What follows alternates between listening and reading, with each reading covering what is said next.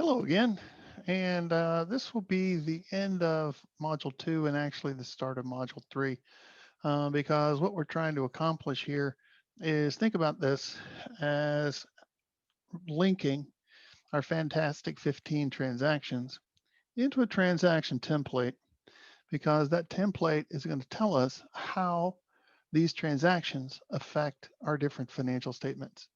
And so that's the challenge we have here is to make that link. So this last piece is a linking chapter. A linking uh, section where we're trying to say, I want to link the transactions with financial statements.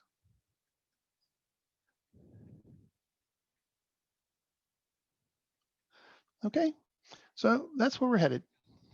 Uh, you want to recall this idea of the accounting equation. Okay, so we had already talked about assets, liabilities, and equity. And those are the things that show up on our balance sheet. All right. Then we've also got this link to our income statement down here to reflect sales and expenses. As you would expect, there are several kinds of expenses that we might have, but ultimately they get treated kind of the same way. The other thing we talked about in a previous section was this idea of different categories. So if I just told you my current assets in total, that would be information, right? But ultimately, you might like to know a little more about what's in current assets. So these are the general classifications.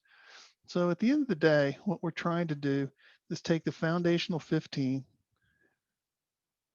and categorize them into these different accounts because that categorization has information value. If I know what's in my cash account, that has information value. If I know what my customers owe me, okay, in accounts receivable, that has information value. Just like if I know how much I owe uh, my suppliers, yes, again, information value. How much do I owe the bank? Oh, lots of information value. And so those are kinds of the things. How do I take these transactions, Big 15, and reflect them in categories that give me information?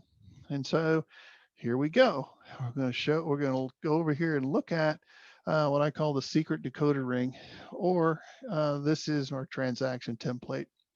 And so what you see across the top are the possible accounts where we can record our activities. And so you'll see cash, accounts receivable.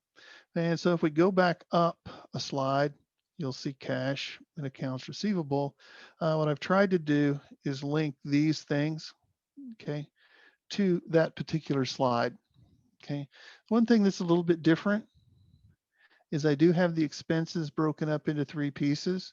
So you still have sales, but now instead of just expenses, you'll hear people talk about cost of sales. You'll hear people talk about selling and administrative. And then I highlighted out here the importance of income tax, but don't forget that out in here is also sales tax, state tax, property tax. This is just kind of taxes in general. So always an issue with business startups. How do I get on the right footing with the IRS? And so then what you have down the side, okay, are going to be our 15 transactions. And then looming in the middle are D's and C's, debits and credits. One of the first times I ever taught financial accounting way back in the day, I had a student, uh, probably a freshman, sophomore in college. He says, on a philosophical basis, what's a debit and a credit? Uh, I had to fake it then, and I have no idea philosophically what they really mean. They are just categories. It's like saying a baseball player bats from the left side or the right side. You know, it's just kind of there as the name of something that happens. And so, don't get confused with this being a plus or a minus. That doesn't necessarily work out because they still impact these different categories the same way, but in terms of what a debit, how it affects it, how a credit affects it, however, the implications are different for different kind of accounts. And so hopefully we can talk about that as we go through. So what I've tried to do is highlight the first two sets of transactions. So we have customer sales and cash receipts. And so how does that affect our first account, our cash account? Well, if we had sales for cash, that's going to increase our cash, right? And so we would think about that as a debit, but you can also think about that as an increase in cash. Okay. Now, what's the offset? So remember, every row has to have two sides. Every row has to have two sides of the transaction. So in this case, if I get cash, the other piece is over here, and this is the credit side. Okay, and that's going to increase sales. Now we're going to practice these more, and so you'll actually get to see these go through some of our problems, so you can see how it affects financial statements. But ultimately, right now, I'm just trying to say, okay, here's your link to the accounts, moving from transactions into account classifications. And so you got the debit and you got the credit. In this case, both things went up. Now, let's say we sold it on credit to our customers. A classic move by John Deere or Caterpillar. You know, they're going to sell their giant equipment, and to make that happen, they're going to have long-term financing available for their customers. And so in this case, we've got a receivable that's going to increase, but our sales are going to increase as well. Okay, because we sold it, the economic event has happened. We just have yet to collect the cash. Then down in here, as you would expect in cash receipts, all of those increase cash, all of them. And so as a result, what the thing that's more interesting is how do the other accounts get affected by that cash we received? So if we collect on receivables, as you can see, that's going to credit receivables, but that's going to reduce the amount of the receivable. Okay. And this is where people tend to, some people really like to use T accounts. Okay. So what they do is they say, all right, here's the T. This is accounts receivable. Oops, sorry. That's accounts receivable.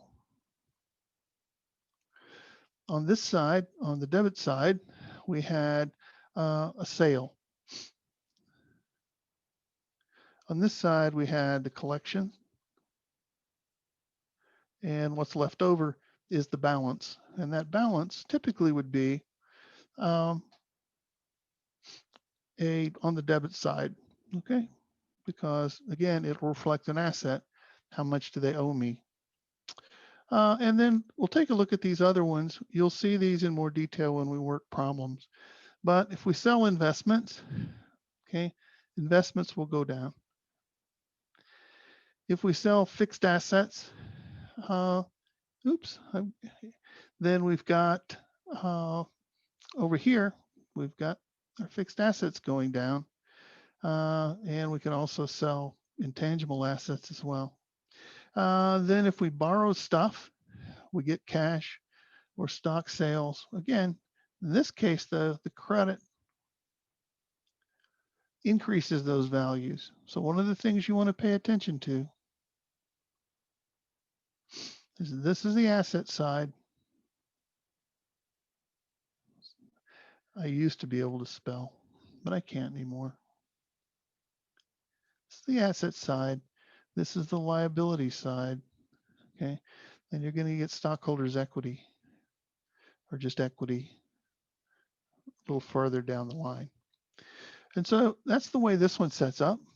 And I hope that gives you kind of a general sense of how the big 15 are going to try to affect these accounts. So that's the first two sections. I'll come back with a different video and we'll look at the next categories of transactions.